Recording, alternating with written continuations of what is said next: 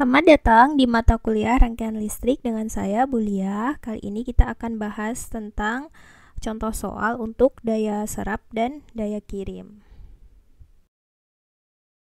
Oke, kita sekarang masuk ke contoh soal yang pertama. Jadi misalkan di sini kita mau mencari kesetimbangan apakah di rangkaian di sini total dayanya sama dengan 0. Itu misalkan di sini ada contoh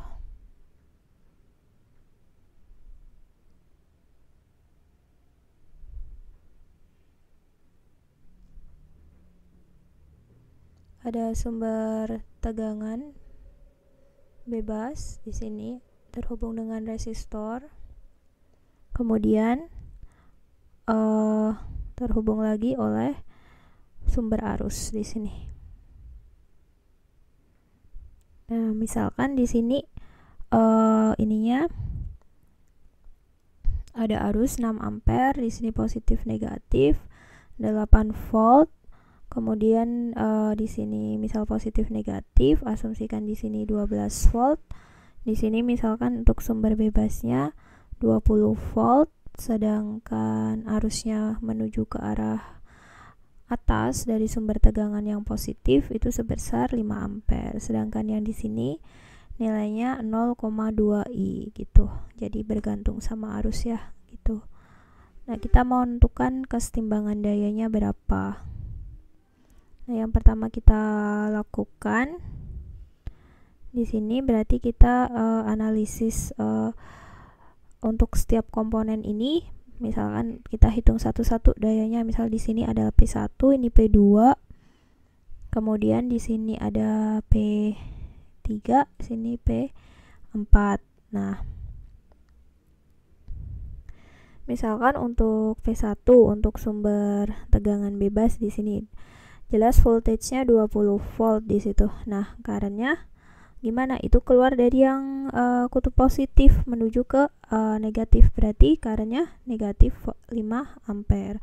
Berarti dayanya adalah minus 100 watt.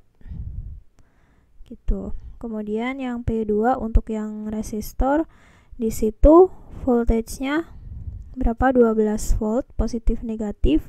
Current masuk ke channel yang positif berarti 12 volt. Kemudian kalau masuk ke positif dari tegangan tinggi berarti tetap positif untuk elemen pasif ya. Berarti 60 watt.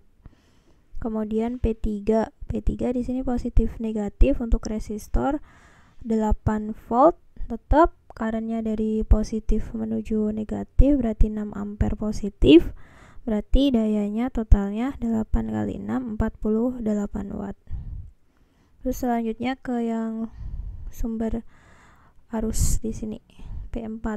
Nah, di situ kan kita belum tahu tegangannya ya, tapi kan kita tahu di situ paralel sama yang resistor di sini.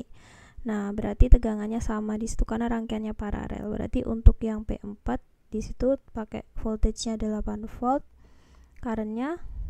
Nah, di situ current-nya lihat 0,2 I, tapi kan arahnya berlawanan dengan yang 5 ampere dari sirkuit yang sebelah kiri. Berarti itu kita negatifkan untuk yang sumber arus ini, sumber arusnya. Berarti kita langsung substitusikan aja. Berarti di sini 8 volt. Kemudian di sini minus 0,2 I-nya kita masukkan 5 ampere diketahui. Berarti totalnya sama dengan minus 8 watt. Nah, ini kalau kita total sama dengan 0. Gitu. Selanjutnya kita masuk ke contoh yang kedua. Untuk contoh yang kedua kita menentukan daya serap atau terima dari sumber arus tak bebas di sini, yang berarti yang 2I yang di atas ini. Nah, untuk yang di sini udah Ibu beri nilainya untuk masing-masing komponen listrik. Di sini ada 1 volt, 4 ohm, 3 ohm, 5 ohm, 4 volt. Terus currentnya I1 ke arah kiri dari 4 yang volt. Nah, pertama kita harus cari voltage-nya dulu kan ya, untuk yang rangkaian di sini, yang semua komponen di sini di loop yang paling kanan. Kita cari apa? Voltage untuk yang ngalir di situ. Berarti misalkan asumsikan current-nya searah jarum jam, berarti ketemu channel yang positif 4 volt. Nah, cuman di sini kan itu 2 iya, berarti yang di bawah I1. Berarti kita bisa bilang ini ke sini adalah I1 yang masuk, otomatis yang ke bawah sini adalah I1. Nah, sekarang kita hitung yang loop paling kanan. Nah, karena untuk yang 3 ohm itu arah loopnya, arah current-nya berlawanan dengan yang arah current yang kita misalkan, makanya di sini minus. Sedangkan yang 5 ohm searah sama yang kita misalkan, berarti positif. Berarti di sini kita bisa tahu I1-nya adalah positif 4 volt, positif 2 I1, berarti I1-nya adalah minus 2 ampere. Tuh, kita udah tahu current-nya, tapi kita sekarang mau hitung voltage yang di 2I1. Berarti kita lihat dari KCL-nya dulu. Untuk I1 yang 3 ohm di sini I1 berarti current-nya minus 2 ampere, sedangkan untuk yang di sini 2I1 berarti di situ minus 4 ampere. Nah, kita lihat sekarang percabangan yang mau masuk ke resistor 4 ohm. Nah, dari kiri itu ada minus 2 dan masuk ke node sini minus 2 ampere. Berarti yang keluar ke sini arahnya yang keluar adalah minus 4 ampere. Nah, berarti kita udah tahu semua current-nya. Yang untuk loop bagian kiri, berarti kita bisa hitung KVL-nya sama dengan 0. Di sini berarti misalkan searah jarum jam ketemu yang kutub positif. Misalkan di sini positif, di sini negatif. Berarti kita nggak tahu voltage-nya berapa, kita misalkan VS gitu kan, di sini positif negatif. Nah, ini untuk tujuan polaritasnya di sini sebenarnya buat nunjukin arah arusnya aja gitu. Nah, misalkan di situ ketemu kutub positif, berarti positif VS 3 ohm, di situ searah, tapi current-nya negatif, berarti negatif 2 4 ohm searah positif negatif, polaritasnya tapi negatif 4, berarti ketemu positif 1 volt, berarti positif. Nah, VS-nya berarti 21 volt gitu. Nah, selanjutnya kita bisa gambarkan di sini sumber arus tak bebasnya, berapa current-nya, berapa voltage-nya. Nah, yang kita asumsikan dari soal itu adalah untuk yang di sebelah sini kutub positif, yang sini negatif. Sedangkan VS-nya kita tahu 21 volt, sedangkan current yang mengalir itu minus 4, keluar dari yang channel positif, berarti totalnya 21 kali minus 4, berarti powernya negatif 84 watt gitu. Nah, negatif ini berarti menyatakan terima atau serap menurut kalian.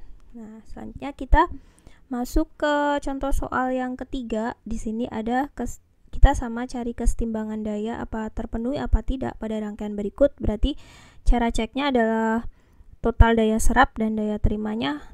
Kalau kita total semuanya harus sama dengan 0 gitu ya. Nah, ini ada A, B, C, D, E, F.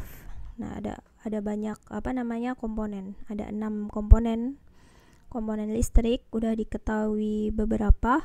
Nah, cuma di sini si B kita nggak tahu current-nya berapa gitu. Nah, kita harus cari current-nya dulu.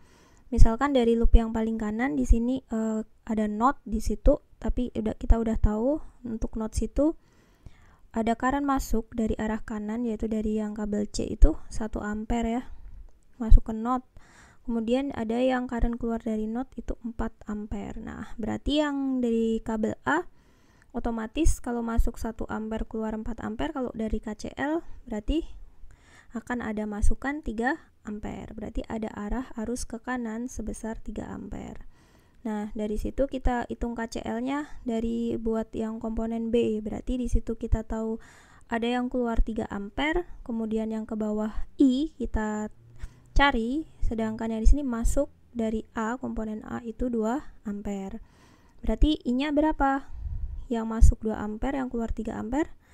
Otomatis biar totalnya sama dengan 0, berarti di sini I-nya minus 1 ampere. Nah, selanjutnya move ke yang loop paling kanan buat cari voltage yang di F gitu. Karena kita harus cari variabel yang belum diketahui dulu. Kita pakai KVL untuk di situ ya.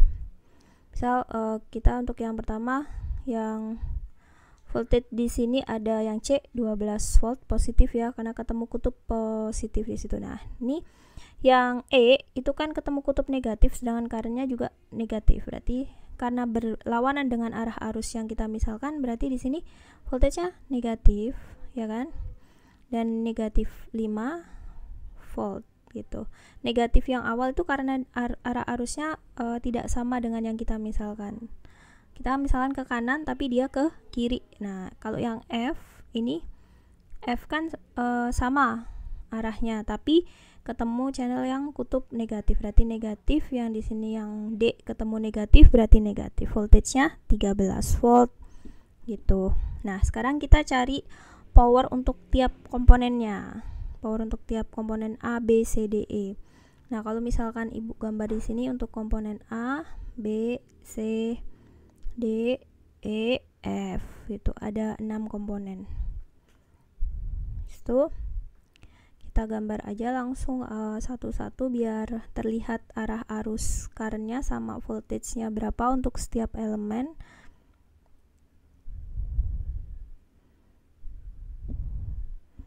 Nah, untuk yang komponen A di sini negatif, sini positif, voltage-nya ada 12 volt, current-nya 2 ampere. Keluar dari kutub positif menuju negatif. Yang B ada voltage-nya 12 volt di sini, kemudian current-nya keluar dari kutub positif sebesar minus 1 ampere. Sedangkan yang C di sini, yang C itu positif, negatif di sini, voltage-nya 12 volt, arah current-nya ke bawah, keluar dari yang kutub positif berarti 4 ampere di sini. Kemudian yang D negatif positif gitu. Misalkan di sini adalah positif, saya balik negatif, cuman arusnya itu menuju yang kutub positif, berarti ke atas ya. Kalau kita gambar di sini ya, berarti besarnya 1 ampere di sini untuk voltage-nya 4 volt.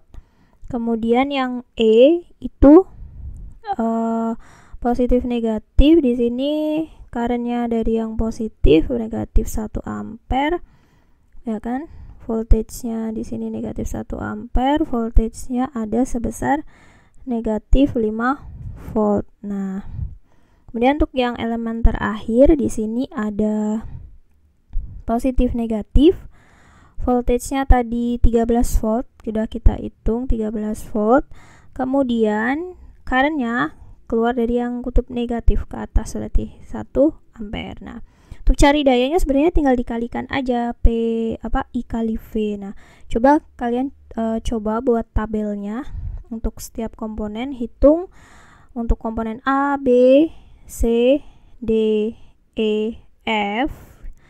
Nah, kita hitung setiap daya kirimnya berapa, daya serapnya berapa. Oke, selanjutnya selamat mencoba. Kita harus buktikan bahwa ini P-nya sama dengan 0 untuk semua komponen, di sini juga sama dengan 0. Silakan dicoba.